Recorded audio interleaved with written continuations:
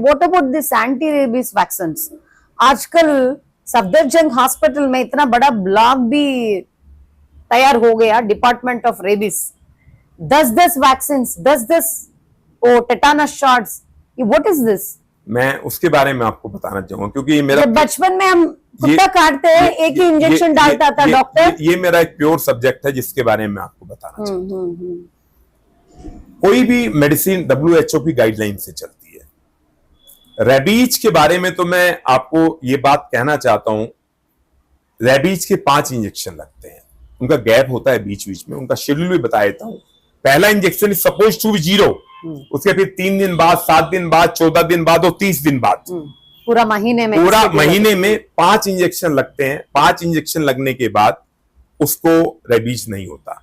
लेकिन यदि किसी ने 5 के बदले 10 लगा दिया तो वो सिर्फ उसका लालच है, पहली बात।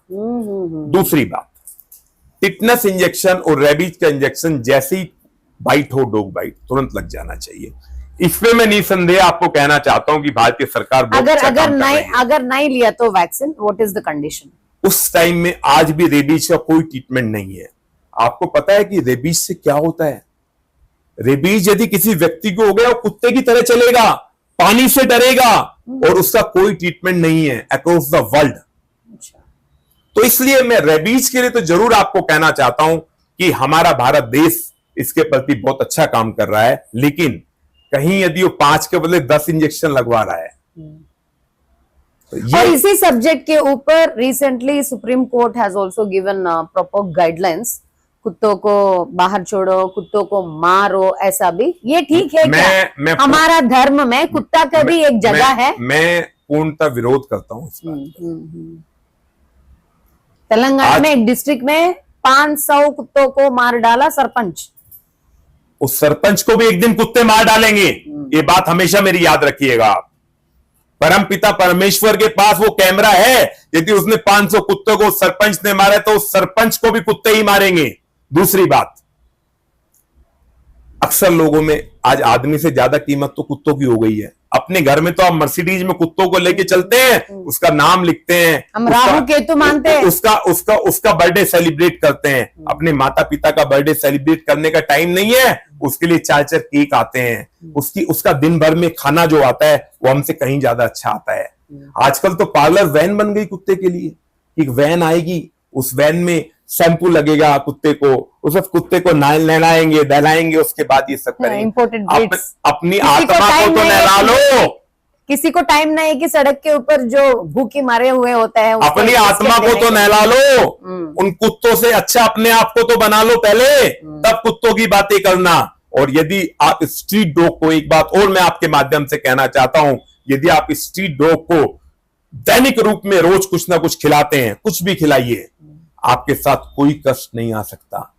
कुत्ता आदमी से ज्यादा वफादार है आपके लिए। मेरी गाड़ी को मैंने 50 कुत्ते पिछले पता नहीं कितने टाइम से मैं उनकी सेवा कर रहा हूं, मेरी गाड़ी को फॉलो करते हैं। उन्हें गाड़ी की स्मेल से पता चल जाता है कि कौन आ रहा है।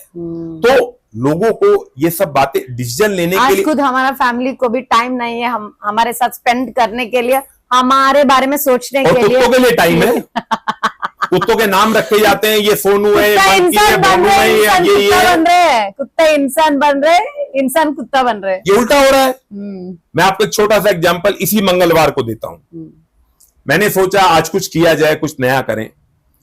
मैं मंकी जो बंदर हैं वो हैं तो हनुमान जी के सब सेवक, उनके लिए मैं इससे बड़ा वर्ड नहीं बोल सकता।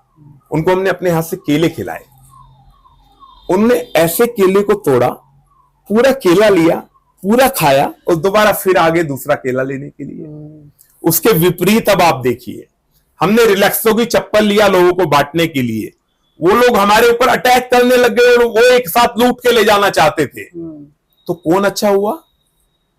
कौन अच्छा हुआ? बंदर का संस्कार, बंदर के संस्कार, जिन्होंने एक केला लिया, एक केला लेके उसको छीला और छील का अच्छे से खाया और उसको साइड में रखा और उसका दूसरा केला लिया। तो बंदर अच्छा हुआ ना हमसे। तो हमें ये बात भी सीखनी होगी कि कुत्ते ना बनो, आदमी बन जाओ।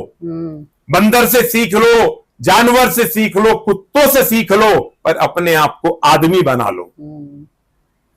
अपने आप को पत्थर से सनातनी मारना, बना लो। साइकोस जैसा, सैडिस्ट जैसा, स्ट्रीट डॉग्स को पत्थर से मारना, लकड़ी से मारना, ये बाइक चलाना। ये बात मेरी आप हमेशा याद रखिएगा कि जो लोग पत्थरों से उनको मारते हैं, भगवान के पास देर है अंधेर नहीं।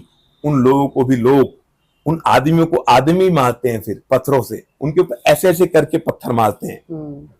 मेरे पास बहुत सारे एग्जांपल ऐसे मेरी जिंदगी में आए, जिन लोगों ने गलत किया उनके साथ उनके पैरों में कीड़े पड़ गए। मैंने जीते जागते कीड़े देखे हैं पैरों में, क्योंकि उसको थोड़ा समय तो लगता है, पर अंधेर नहीं है, उसके बाद देर है। तो ये भी बात है कि अपने तो को, इंसान के साथ पशु पक्षी और जानवर को भी हक है इस देवभूमि पुण्य भूमि हमारा भारत को तो माना ही देवभूमि जाता रहने है। के लिए भारत को तो माना ही देवभूमि जाता है। यदि आप भारत का देवभूमि को नहीं मानेंगे तो आप भारत में है ही नहीं।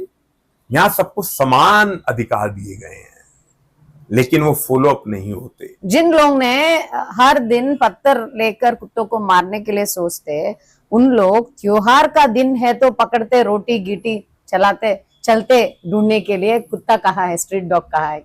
आज एक एस्ट्रोलॉजर बोल दे कि शनिवार को आपको काले कुत्ते को एक रोटी खिलानी है, आप बड़े खुश होकर काला कुत्ता ढूंढते हैं। बड़ा क्यों बन जाता। हाँ, तब तो आपको काले कुत्ते की बड़ी चिंता हो गई।